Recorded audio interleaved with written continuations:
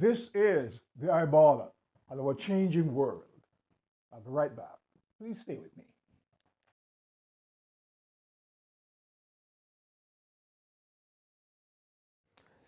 All right, so I watched the Bob Marley movie, the One Love, and it was directed by Ronaldo Marcos Green.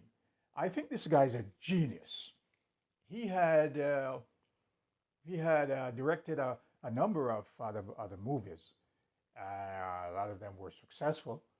I think you could go and look up his profile, yeah, and see some of the work that Marcos had created. As I said, I think he's a genius. Now, as I said, check his profile. I think the talents in the movie were also great talents. Kingsley Ben Adair, who plays Bob Marley. I believe that he's also well known. He had acted in a number of movies that were also successful. So he's another guy that, of course, you can check out Kingsley Ben Adair and his profile and see some of the movies that he had been part of and was very successful. Yeah, as I said, he played Bob Marley. Losana Lynch, who plays Rita, very beautiful woman. They also, she also was really, really great in as acting as Rita in this movie. I believe the beginning of the movie and the ending of the movie was also wonderful. I like how they started out by showing some of the things that the the band, the Whalers, the I Trees, what things were like in the very beginning. Now, reggae music, as you will see, and I will encourage people to go and watch this movie, as you will see, uh, is about love and togetherness. That's what it projects it. Yeah, I mean, the whole thing about Rasta and it's about love and getting together and not being divisive, not being hateful. You will also see in the movie that the leader of the country, Michael Manley, who was the prime minister, and he believed in democratic socialism.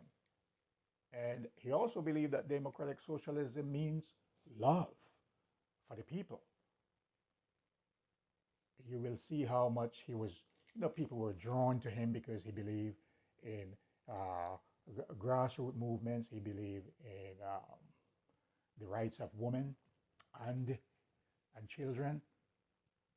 And his opposition was Edward Seaga, who he was more in cahoots with the American and the CIA Western imperialist type of democracy.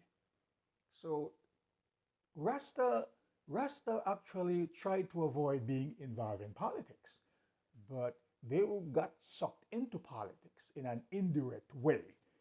You will see that also in the movie. You will hear some of Bob Marley's songs when he sing like he does not believe in the devil's philosophy.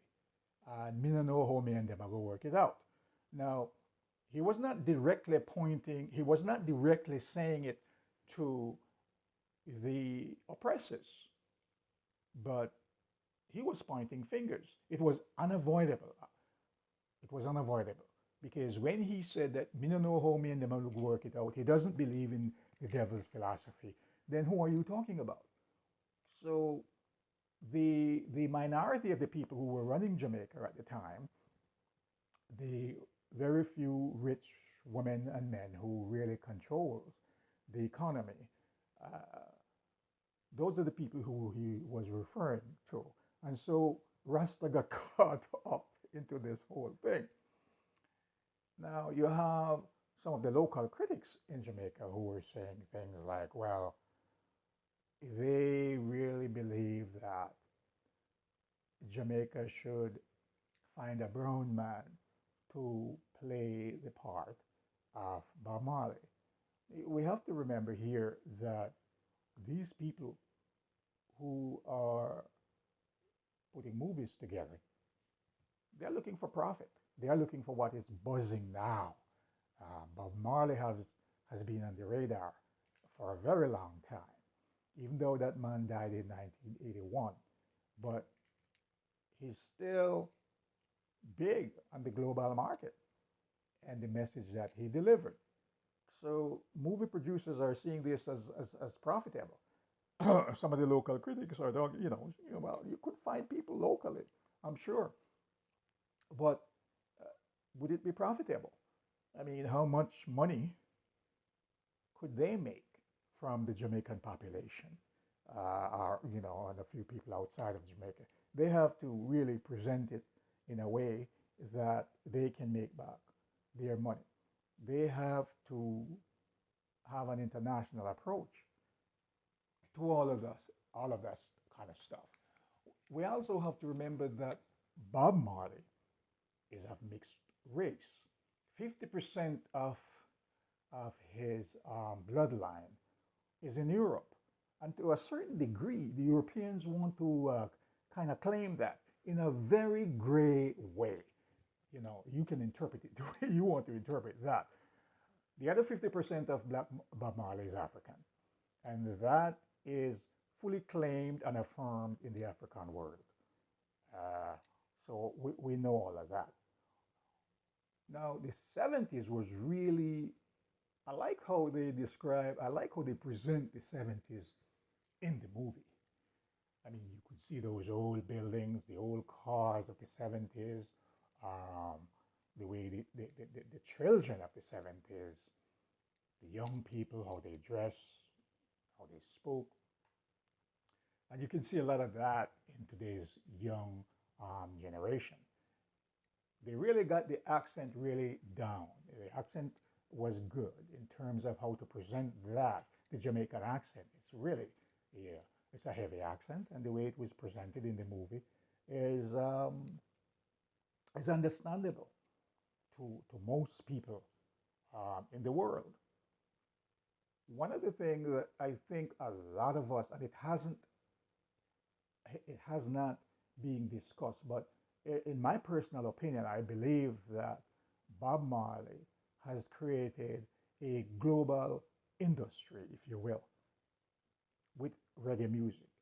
Every corner of the globe that you go to right now, you will find reggae music. And a lot of people, have created their own bands. You have reggae artists all over the world. And, people are able to work by playing out to audiences. People are able to put food on their table.